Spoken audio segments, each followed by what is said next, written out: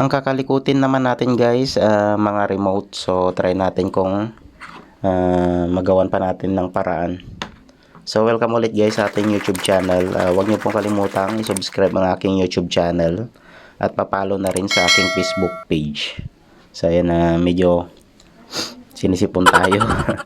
So bago natin umpisan mga kalikot, shoutout muna natin si Sir Vince Enriquez. Yan. At saka si Pare Jeremiah Aguilar. So, siya yung may-ari ng mga remote mga kalikot. So, ayan, simulan na natin siya mga kalikot. Tara.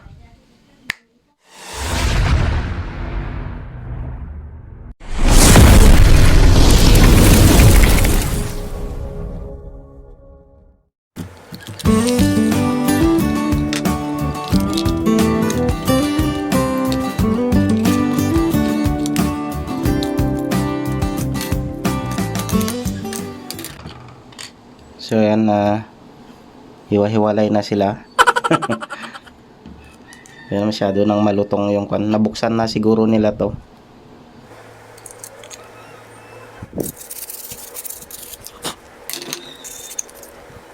Ayan, buksan na natin lahat.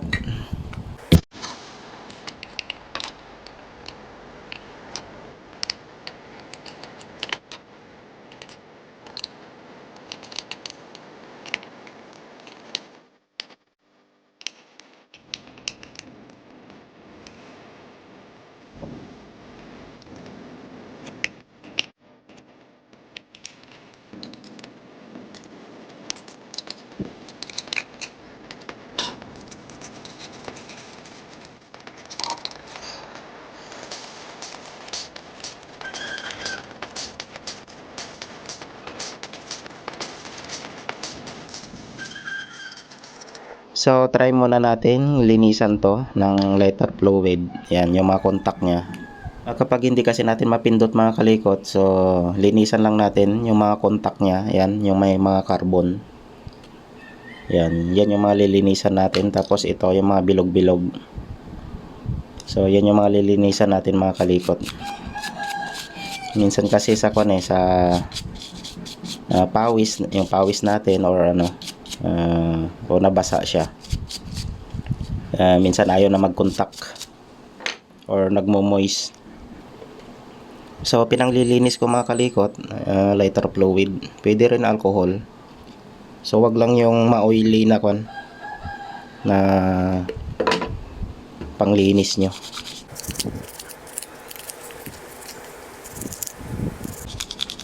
So yan, dumi.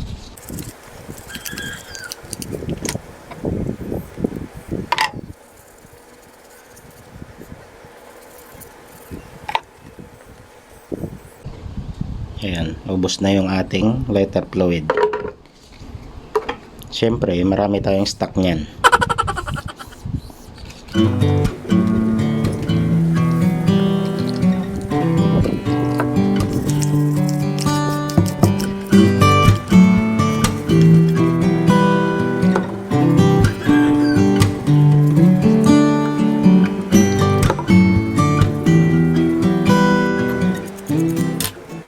So ayan, assemble muna natin yung isa. Try natin. Natapos na natin siya na linisan mga kalikot. So ito lang yung lilinisan nyo guys. Itong mga contact nya, yung mga bilog-bilog. At saka dito, yung parang may carbon siya. Ayan.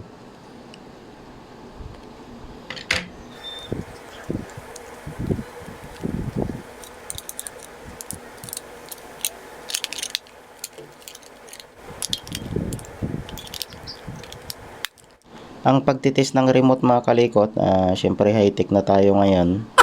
So, pwede na nating pang-test ngayon yung camera ng ating cellphone. So, itapat nyo lang sa camera. Tapos, pindutin nyo lang. Tapos, iilaw itong kanyang sensor. So, dati, wala pang cellphone na may camera. Ang ginagamit namin, yung AM radio. So, yun pa dati yung ginagamit namin. Or ginagamit ko. Okay. Pupunta ka lang sa yung walang signal na frequency niya, tapos pindutin mo, yun tutunog. Yun yung pang tester namin nung kabataan ko. Pwede na! Yung AM radio. So try natin dito sa ating video. Sa bagay naka-video tayo eh. Yan, try natin. So itapat nyo lang guys sa camera nya. Yan. Ayun o, kung may makikita kayo kapag pinipindot natin, ayan o, iilaw siya. So ibig sabihin okay yung contact nun mga kalikot. Ayan. 'Di ba? So ganito na yung pag-check ng remote kahit wala yung TV. Ma-check natin kung okay siya. Tapos may ginawa rin akong DIY tester natin. So ito yung pang-test ko dati nung wala pang camera or hindi pa uso yung cellphone. So yan, try nga natin kung gumagana pa siya. Medyo matagal na rin to eh. Nung college pa ata ako nito. So ayan siya mga kalikot oh.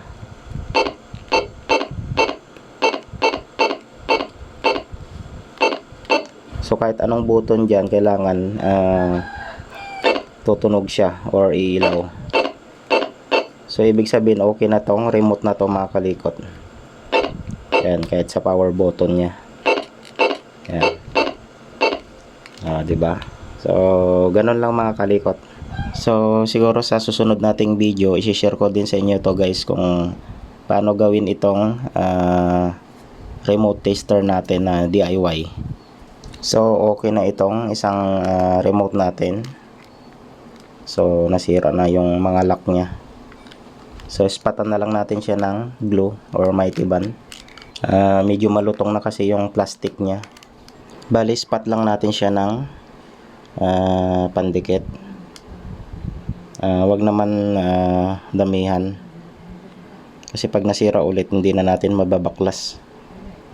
So papatayuin lang natin yung isang remote. Bali nilagyan natin siya ng mighty band. So ito namang isa yung kalikutin natin guys.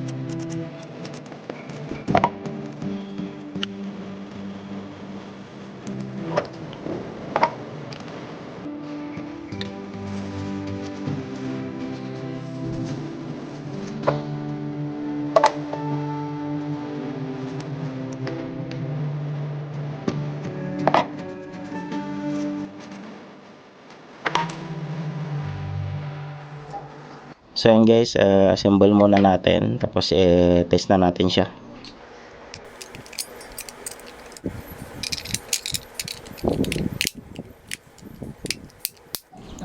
So yan, test na natin siya sa camera natin.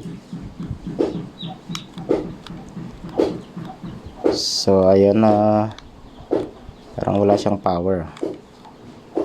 Ay meron. So sa mga ibang button niya okay naman, parang wala itong power. So yun guys, wala sa power niya. So try natin dun sa DIY remote tester natin. So wala yung kanyang power button mga kalikot na yan. So mayroon naman yung iba.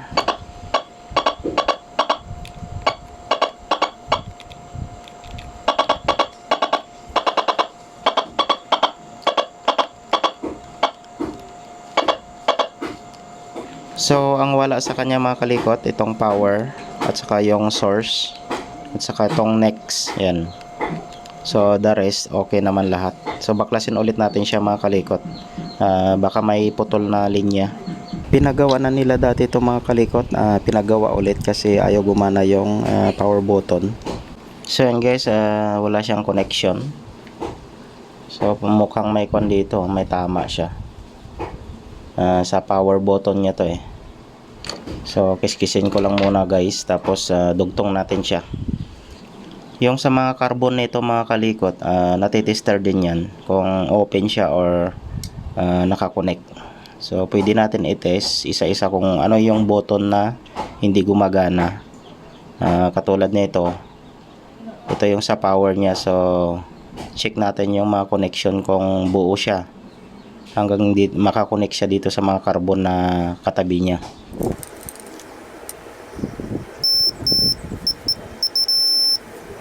So ayan, putol siya. So dugtong ko muna siya mga kalikot.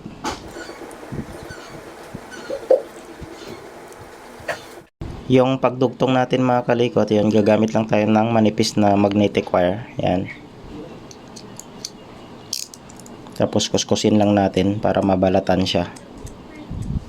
Hindi kasi didikit yung ating soldering lead pag hindi natin kiniskis.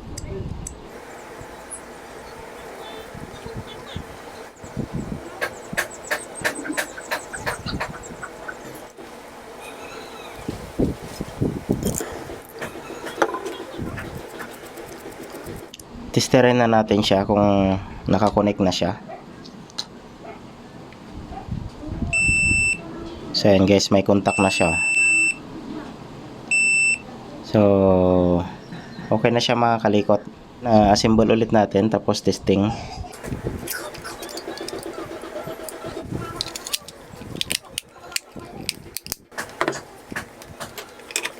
So may isa pa guys na putol dito banda, yung sa kanyang source at saka yung next. So try natin tong linya na to. Yan, sa gilid. So sa power niya okay na siya eh. So ito lang yung dalawang button na to or carbon.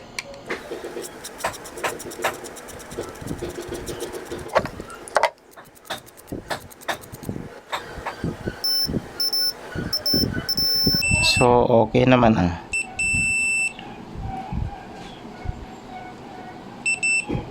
So okay naman yung linya niya. So yan, try natin sa analog tester natin. So na-check ko na siya mga kalikot. Parang walang contact itong kwan sa source at saka sa kanyang next. So sa linya niya, ito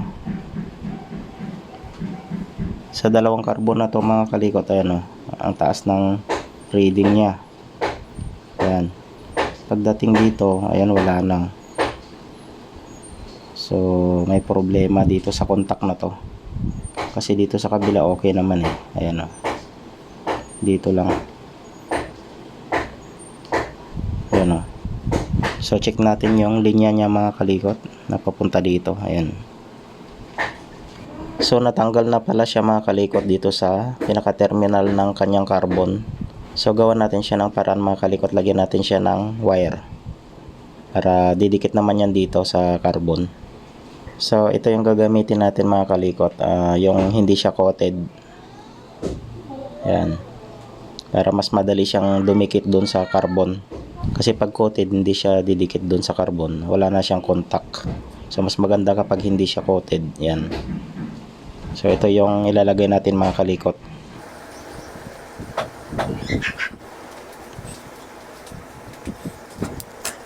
So bali ganyan yung ginawa natin mga kalikot.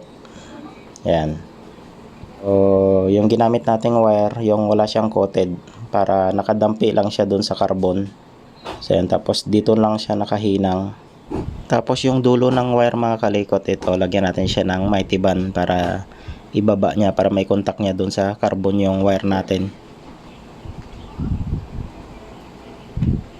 So idiin lang natin siya, tapos lagyan natin ng mighty band sa dulo. Yan.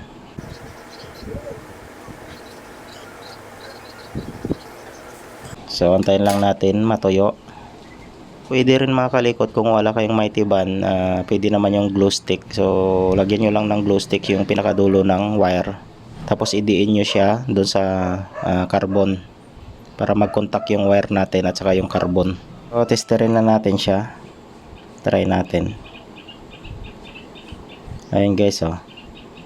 Nagka-contact na yung mga carbon niya.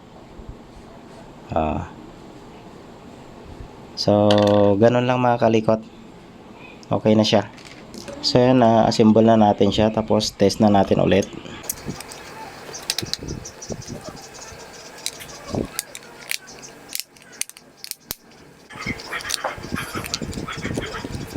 So, yan guys, check na natin siya. Yan. So, test na natin yung huli natin ginawa. So, yung power niya. Yan. Yung source. Ayan guys. Yung next.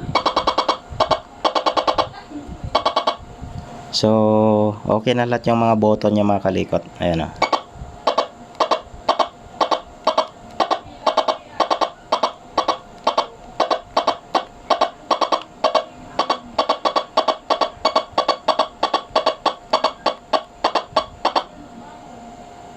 So, try ulit natin tong isa. Yung una natin ginawa.